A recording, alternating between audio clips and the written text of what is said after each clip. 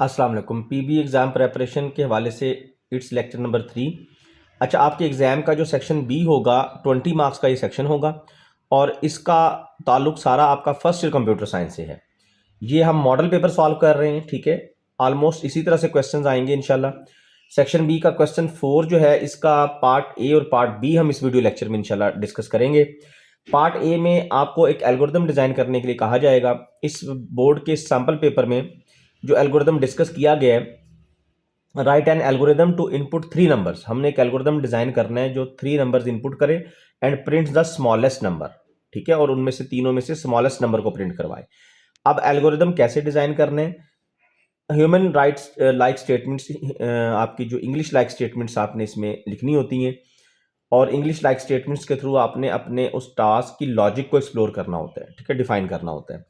Step 1 जो होगा इसमें, let the 3 numbers are A B and C. पहले तो हमें 3 नंबर्स लेने हैं, ए बी और सी हम ले लेते हैं।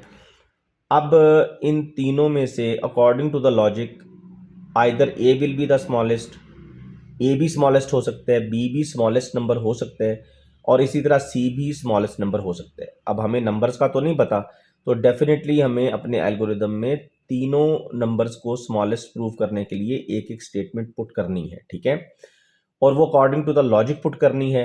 अगर हम सपोज कर लें कि ए स्मॉलेस्ट है, जो हो भी सकता है और पॉसिबल है कि ना हो, लेकिन अगर ए स्मॉलेस्ट है तो definitely according to the logic A का बी से लेस होना भी ज़रूरी है एंड ए का सी से लेस होना भी ज़रूरी है। इसी बात को आप इस तरह से समझ लें कि अगर ए बी से लेस है एंड ए सी से भी लेस है तो डेफिनेटली एंड श्योरली कि ए स्मॉलेस्ट है। इसी बात को हम एल्गोरिदम की फॉर्म में लिखेंगे, if A is step 2, if A is less than B and less than C, यानी अगर ए बी से लेस है एंड ए सी से भी लेस है, अगर ऐसा है then A is smallest number. तो डेफिनेटली फिर हमें ये डिक्लेयर करना है कि ए स्मॉलेस्ट है और इसके साथ ही देन पार्ट में ए को स्मॉलेस्ट डिक्लेयर करके हम यहीं से स्टेप 5 पे जाएंगे, गो टू स्टेप 5 और अपने एल्गोरिदम को स्टॉप कर देंगे, एंड कर देंगे। अच्छा, अगर स्टेप 2 में ए लेस नहीं है बी और सी से, यानी इफ आपका पार्ट ट्रू नहीं है, तो डेफिनेटली फिर देन पार्ट एग्जीक्यूट नहीं होगा और हम स्टेप 2 के बाद एक तरतीब में उसी सीक्वेंस में स्टेप 3 पे आ जाएंगे। अब जैसे स्टेप 2 में हमने ए के स्मॉलेस्ट होने को टेस्ट किया और इसी तरह हम स्टेप 3 में बी के स्मॉलेस्ट होने को टेस्ट करेंगे। If B is less than A and less than C, यानी अगर बी बाकी दोनों नंबर्स ए और सी से लेस है then B is the smallest number, और उसी तरह गो टू स्टेप 5 और स्टेप 5 पे एंड हो जाएगा।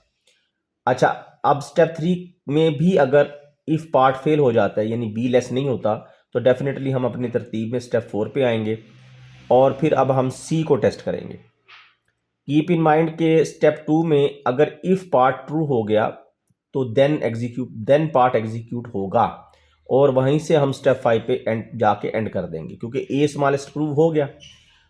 अदरवाइज हम स्टेप 3 पे आएंगे और बी को टेस्ट करेंगे। अब स्टेप 3 में भी वही लॉजिक है कि अगर बी प्रूव हो गया सी और ए सी से लेस तो बी को smallest number prove identify declare करके हम स्टेप 5 पे आ जाएंगे और एल्गोरिदम को एंड कर देंगे। 3 से 4 पे हम तब आएंगे जब ये 3 में जो इफ कंडीशन है ये फेल हो जाएगी, यानी बी भी लेस नहीं है, तो फिर अब स्टेप 4 पे आके डेफिनेटली हम सी को टेस्ट करेंगे। If C is less than B and less than A then C is smallest, ठीक है जी। और स्टेप 4 में हमने गो टू पार्ट नहीं लिखा क्योंकि स्टेप 4 के बाद है स्टेप 5 और स्टेप 5 पे आके हमारा एल्गोरिदम एंड हो रहा है, ठीक है जी। अच्छा, क्वेश्चन 4 का जो बी पार्ट है ये फर्स्ट ईयर में आपने बाइनरी सर्च एल्गोरिदम एक पढ़ा था। B part binary search algorithm पे है।